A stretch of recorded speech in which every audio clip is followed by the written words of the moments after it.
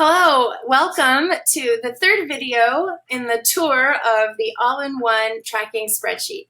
I'm Julie Griffin coming at you from Gilbert, Arizona, and I'm here now in this video to show you how to use the third tab of your all-in-one tracking spreadsheet, which is the Invoice Template. So if you're down here, maybe you've already done your session income and tracking and your expenses. We've already gone through those in a separate video, so watch that if you haven't already.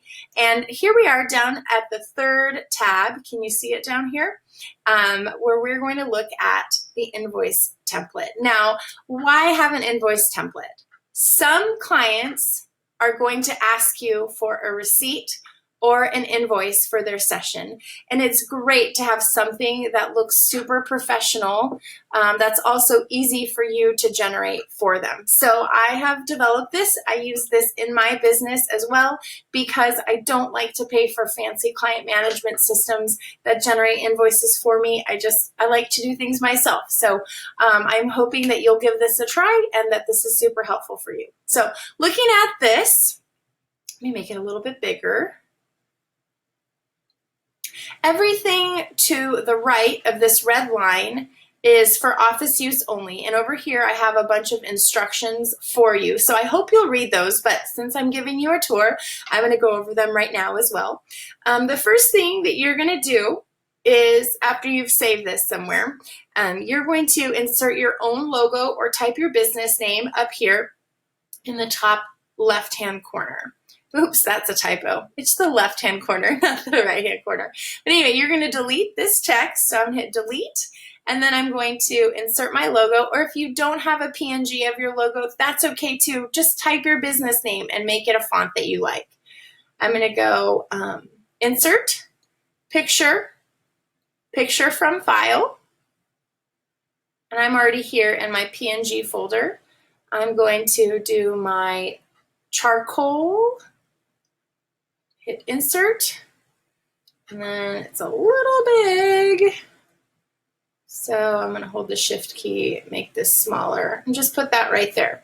Don't worry about the lines going through it because when this prints, those lines are not going to print. All right, the next thing you're going to do is you're going to put all of your own actual information here. We have your address, your email address, your website, and phone number.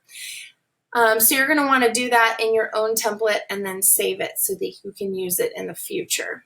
Now you're going to go down here to digitals and services, and sorry, let me turn off my text messaging. Stop. Okay, sorry about that. I am going to, where were we? We're going to go down here to digitals and services and change this to reflect what you do in your business. I charge extra for special request editing. I charge extra for direct-to-client shipping. I charge extra for USB drives. You can simply delete this whole section if you want, or you can just put in what you do in these line items and the fee. You can do the same for prints and products, or if you don't actually provide prints and products, that's not something that you do in your business or not something that you do yet, you can delete this whole section as well. I just like to have it in there so that people who are doing these things like I do have a place to account for it on their invoice. So the next thing you're going to do is, if you want to, you can change colors and fonts. Let's say I use Montserrat and Open Sans Condensed for my business, so I would maybe highlight the whole thing by clicking in the top left-hand corner, and I would go maybe to, see, Montserrat, and hit enter. See, how does that look? Oh yeah, that looks pretty good. And then maybe for like these cells, I'm gonna hold the command key and do all these big ones. Maybe I want to do another font from my brand. Maybe I'll do Nixie 1, that's my other font. So, oh wow, this is starting to look more like me. So you can make it look more like you. You can change colors and all that fun stuff. But now on to how to actually use the spreadsheet.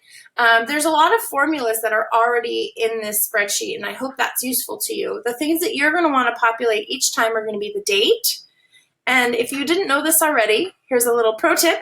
Anytime that you want a number in a cell of a spreadsheet, whether you're on Microsoft Excel, Apple Numbers, or Google Docs, you're going to type an apostrophe before that number before you, I'm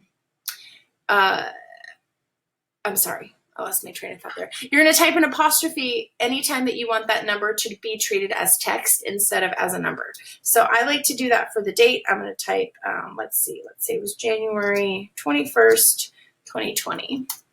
Then I'm going to give it a reference number. You can do your reference numbers however you want. I like to do mine the year, the month. I'm going to do S for session, and then I do underscore, and I do the client's last name. And then don't mess with these because these are going to be automatically populated from the rest of the sheet. Then I'm going to put in my client's information, the Newsom family, and the session date, which we'll say was January 21st, 2020.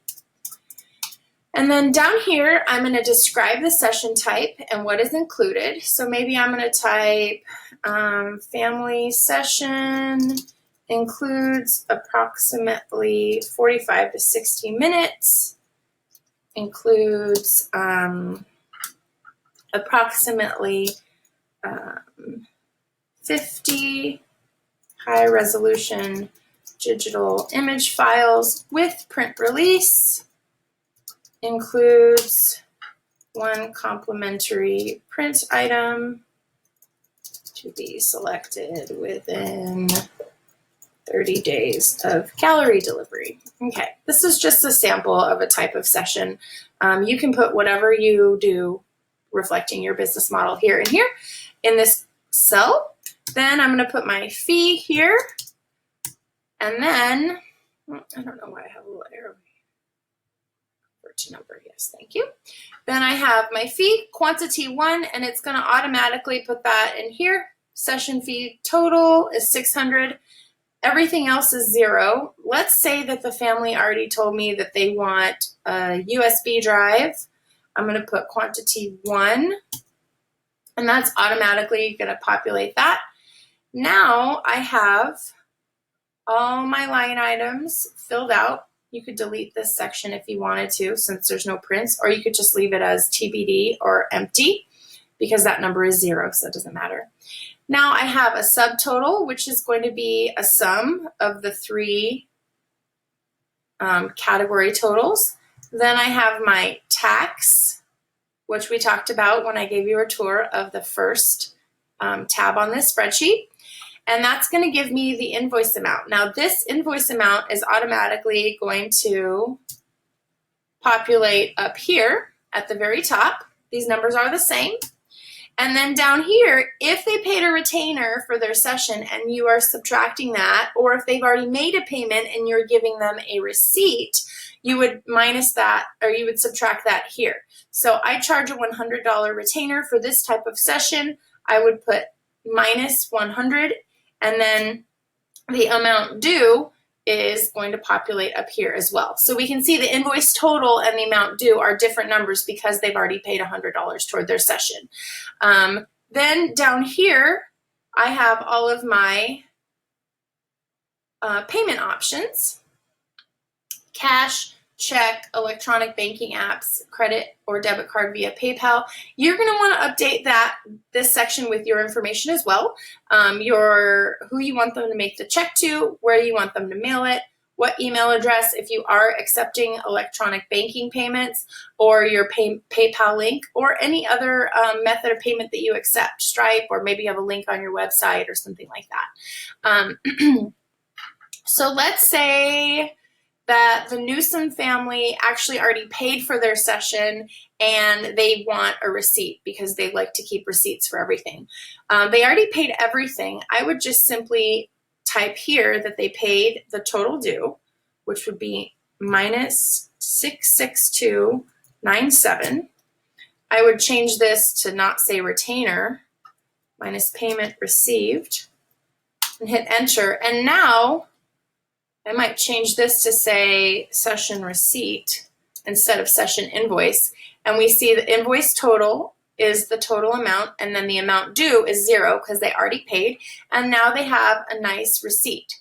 Then the way that I'm going to provide this to my client, which I think is the best part, is I'm going to save this as a PDF. Now I've already done the hard part for you with the print formatting. So now all you need to do is go File, Save As. You're going to put it wherever you're going to put it. Okay, we're going to go, maybe you have a receipts folder. Okay, then we're going to call this the reference number that we put at the top of the invoice. So for this one, it was 2020. The month was 01, S for session _ Newson, and I'm going to go _ receipt. Then down here in my file format, instead of workbook, I'm going to select PDF. Sheet is correct. I'm going to hit save. And it should open.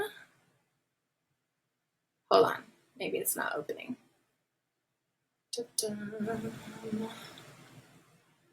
Go to the desktop, receipts, find this folder.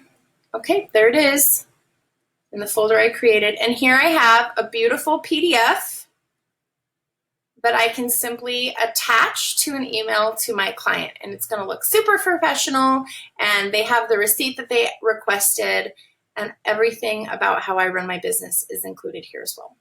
So it might take a couple times practicing, but I hope that the way I have this set up with all of the formulas and the simple save as PDF format is going to be super helpful to you in the instances where you need to provide a professional looking receipt or invoice to any of your paying clients.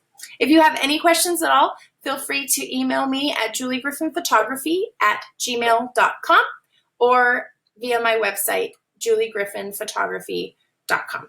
Have a great day.